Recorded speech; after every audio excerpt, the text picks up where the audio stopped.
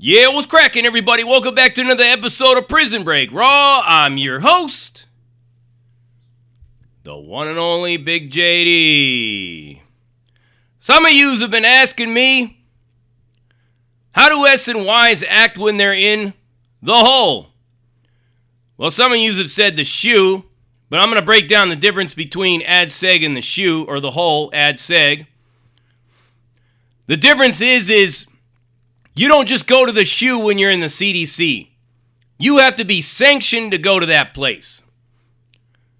You have to have basically been found guilty of a disciplinary infraction of 115 that has deemed you eligible for the shoe for a prescribed amount of time, whatever it be, 6 months, a year, indefinitely, whatever. If you have been removed from the GP, the main line, whatever it is, whether you're SNY, whether you're GP, whatnot, you are deemed a safety and security risk to the institution and others in that institution, so they put you in administrative segregation, which is called AdSeg, the hole. You don't just go to the shoe. Now, in the feds, it's called the shoe. But in CDC, it's called administrative segregation AdSeg. So you don't know who's back there. I mean, it's segregated. So it doesn't matter who's in the cell next to you. They don't have a GP AdSeg and then an SNY AdSeg. Everybody goes to the same AdSeg. You could stab a guy, and the guy that you stabbed could be in the cell right next to you. It can happen. So how do SNYs act when they're in AdSeg? When it's just a row of cells, and you got GPs in there, you got Sureños in there, Norteños, whatever, Bloods, Crips, Skinheads, whatnot. And then you might got 2 or 3 SNYs that are in there. How do they act? What do they do? Does it pop? Do doors pop and people accidentally cross paths? It doesn't work like that in administrative segregation. It's completely a lockdown unit. Basically, you look at prison as if it's society.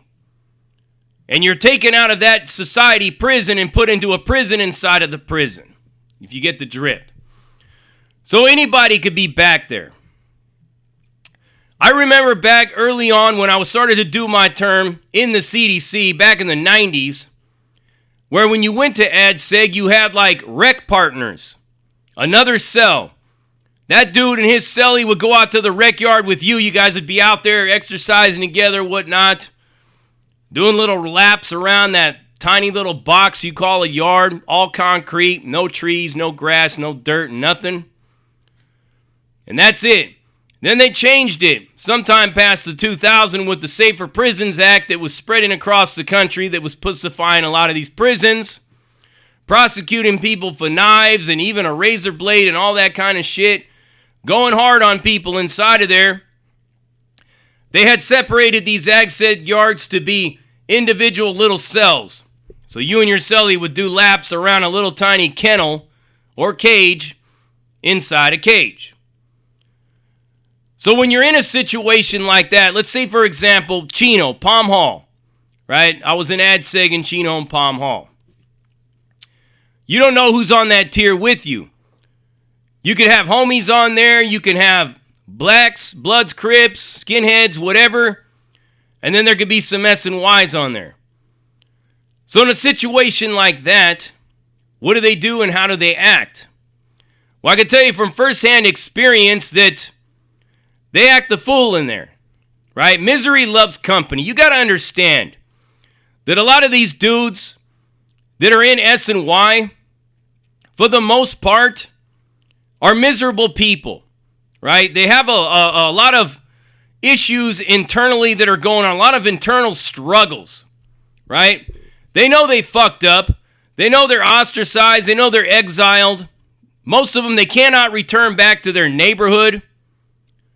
Even members of their family have disowned them.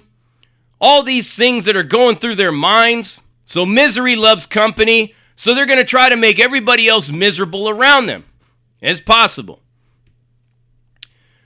It would be just like they'll sleep all day because they don't have any rules. Nothing governs them at all except themselves and their own misery. So they'll sleep all day and stay up all night and beat on the doors, make noise, catcall people, all that shit. When the homies are doing the workout, they'll disrupt the workout. They'll make all kinds of noise. They'll call you out by name. If they find out who you are, it's almost like trolling, right? They'll troll you on the tier. They'll call out your name. They'll do all that shit. They may even have like a churro or something like that, like a gay dude or like some trans person that's on there. They'll even start catcalling you, saying that you sucked their dick somewhere or that they sucked your dick somewhere. They do all that shit. They were torturing this one fool that was from Pina. I can't remember what his name was, but they were torturing him the whole time he was in there with that kind of stuff. A lot of them dudes that were independent writers that used to be rocking with this cat, we're targeting him daily. 2-5ers do the same thing to the homies. Especially if they find out who you are, it's on and cracking. I don't know how many times I've been called Miklo. I don't know how many times I've been told, hey, you've been talking to Bird too long, eh? I don't know how many times. Countless times. Miklo, right? Just the way it is. So when you're in the middle of your workout and you're counting them out, it's like 1, 2, 3. They're going like 5, 6, 7, 2, 5, 6, 2, 5, 2, 5, 2, 5, over and over and over again. Lord forbid you have one in the middle of you and your homie that is 2 cells down. You're trying to shoot him something, a book, a kite, anything at all. That fool's going to try to intercept that by any means necessary. And if it's a kite, and it's a hot one, you better pray to God that you don't get it intercepted by one of them fools. Because they'll fish that sucker in, and then they'll start calling out to the CO, hey, I got a hot kite here for you. Straight tell on you. No shame in their game when it comes to all of that stuff. They just go hard in the paint in there. Like I said, misery loves company. But now, every now and then, you might get a dude who's in there who's SNY. He might have gotten removed from the yard, or he might have removed himself from the yard and he's quiet. He doesn't bother anybody. He doesn't say shit to nobody. Nobody bothers him. You know, it's a no communication policy with these fools.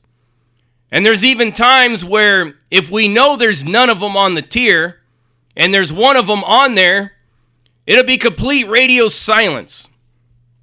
Nothing happens while that fool is on that tier. And that's just the way it goes, man. It's like a fucking tomb in there. Even that guy ain't got nobody to talk to or nothing to do or nothing to yell. He might yell and talk shit, or he might not.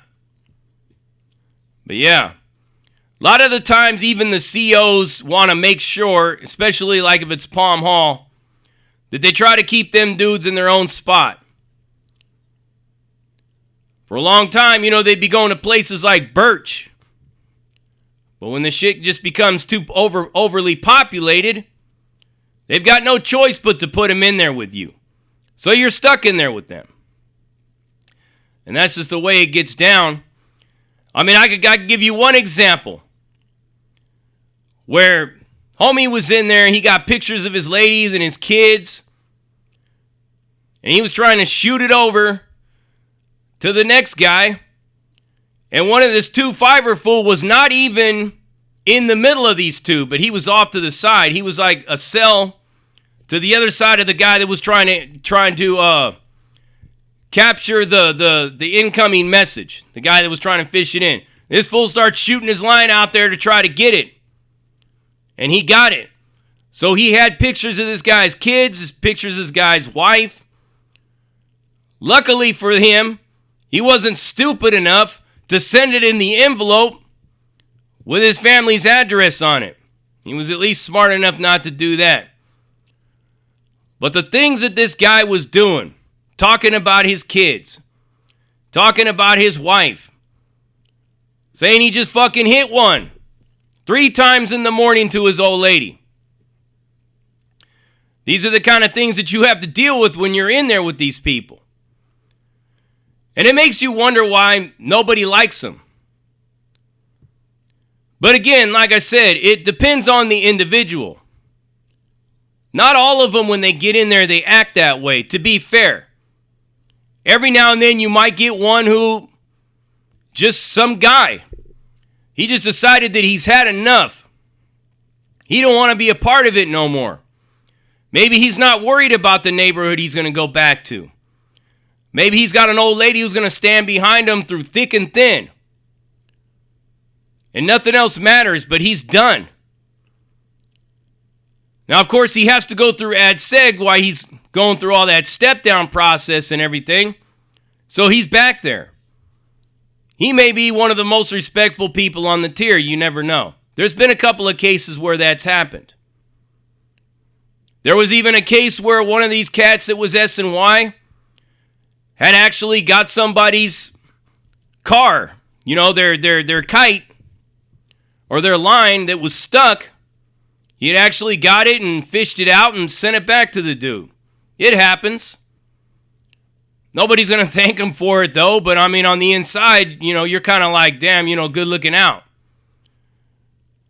Because cars, the little car, we call them the car, they're like gold. If you could make a good one that just coasts, you're in good shape.